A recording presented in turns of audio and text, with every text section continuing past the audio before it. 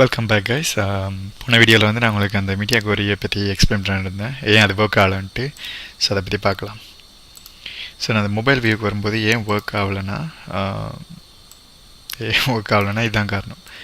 Okay, நீங்கள் இங்கே media கோரி யூஸ் பண்ணும்போது ஒரு ஒரு மெட்டா டேக் வந்து உங்களோட HTML ரிக்வயர்ட், அதாவது கண்டிப்பாக போடணும். அந்த போட்டால் தான் அந்த மீடியா கோரி அப்ளை ஆகும்.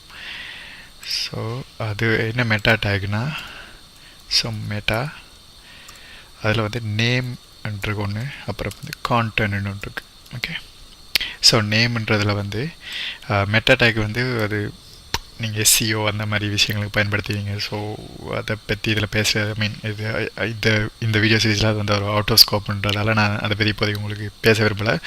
ஸோ பெஸ்ட் இந்த ஒரே ஒரு மெட்டா டேக் மட்டும் பற்றி சொல்கிறேன். ஸோ இந்த நேமில் வந்து ஒரு நேம் கொடுக்கணும், என்ன மெட்டா டேக் யூஸ் பண்ணுறீங்கன்றது. ஸோ நான் வியூ போர்ட்ன்ற ஒரு மெட்டா டேக் யூஸ் பண்ண போகிறேன். நீங்கள் கூகுளில் போய்ட்டு வியூ போர்ட் மெட்டா டேக் அப்படின்ட்டு சர்ச் பண்ணுங்கள். HTML5 இல்லை HTML போட்டு சர்ச் பண்ணிங்கன்னா உங்களுக்கு MTNல இருக்கிற, அதாவது மொசில்லா டெவலப்பர் நெட்ஒர்க்லேருந்து ஒரு நல்ல ஒரு ஆர்டிக்கல் ஏதாவது வரும். அதை ரீட் பண்ணிங்கன்னா உங்களுக்கு கிளியராக புரியும் இது என்னன்ட்டு. ஓகே, இதில் வந்து கான்டென்ட்டில் வந்து வித் கொடுங்க, வித் வந்து டிவைஸ் வித்னு கொடுங்க, டிவைஸ் வித், அப்புறம் ஒரு கமா போட்டு இனிஷியல் ஸ்கேல்ன்றதுக்கு இனிஷியல் ஸ்கேல் வந்து 1. ஓகே, ஸோ இது என்னென்னா அந்த டிவைஸுக்கு ஏற்ற மாதிரி ஸ்கேல் பண்ணிக்கோன்றது தான் இது சொல்கிறது. ஓகே, ஸோ இப்போ நீங்கள் அதை ட்ரை பண்ணிங்கன்னா பர்ஃபெக்டாக ஒர்க் ஆகும். ஸோ சிஏ கொடுக்குறேன். ஸோ இப்போ ஐபேடில் இருக்கான். ஸோ ஐபேட் ப்ரோவிலலாம் அந்த டெஸ்க்டாப்பில் வர மாதிரியே வருது, நல்லது. அதே கேலக்ஸிக்கு போனோம்னா கேலக்ஸி S5ல் நம்மளோட மொபைல் வியூ வருது. அது மாதிரி நீங்கள் எந்த மொபைலில் வியூ பண்ணி பார்த்தாலும் அதே தான் வரும். 412 பிக்சல், 412. ஸோ அவங்க ஈஸியாக அதை வியூ பண்ணி பார்க்கலாம். மொபைலில் ஈஸியாக இருக்கும். இதை சொல்லுவாங்க மொபைல் ரெஸ்பான்சிவ்னு சொல்லுவாங்க. ஏன்னா கூகுள் எல்லாம் மொபைல் ரெஸ்பான்சிவான வெப்சைட் அதிகமாக இண்டெக்ஸ் பண்ணும் முன்னாடியே.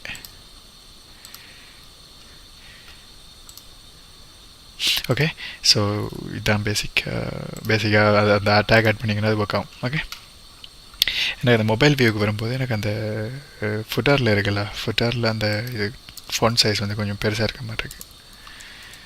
ஸோ சைஸ் வந்து எவ்வளோ கொடுத்துருந்ததில்ல, ஃபாண்ட் சைஸ் 1.5 கொடுத்துருந்தேன். எனக்கு இங்கே 1 ரேம்க்கு வந்தால் போதும், என்னால் கொஞ்சம் பார்க்குறதுக்கு நல்லா இருக்குது. ஸோ இப்போ இதுக்கு போய்ட்டு இப்போ இதை ரீஃப்ரெஷ் பண்ணணுண்டா நீங்கள் பார்க்க முடியும், கொஞ்சம் பார்க்குறதுக்கு ஏற்ற மாதிரி இருக்குது. Galaxy 5 ஸோ அவ்வளோதாங்க. ஸோ நாங்கள் ஆல்மோஸ்ட் சிஎஸ்எஸ் ஃபுல்லாக முடிச்சிட்டோம். ஆல்மோஸ்ட் இவ்வளோ தான் பேசிக் சிஎஸ்எஸ். உங்களுக்கு நான் இப்போ இதில் இந்த சீரீஸில் நான் உங்களுக்கு எழுதின ஸ்டைல்ஸ் எல்லாம் புரிஞ்சிருச்சுன்னா கண்டிப்பாக உங்களால் ஒரு நல்ல ஒரு வெப்சைட்டை, ஒரு ஸ்டாட்டிக் வெப்சைட் ஒன்று க்ரியேட் பண்ண முடியும்.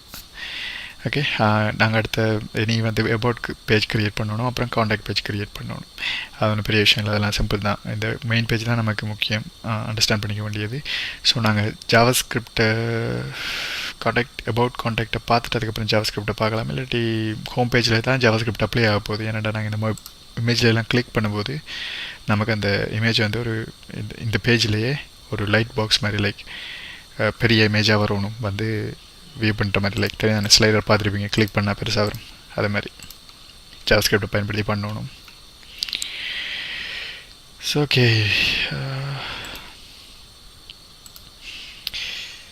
ஸோ அதான் மீடியா கோரி அவ்வளோதான். அப்புறம் மெட்டா டேக் இது. ஸோ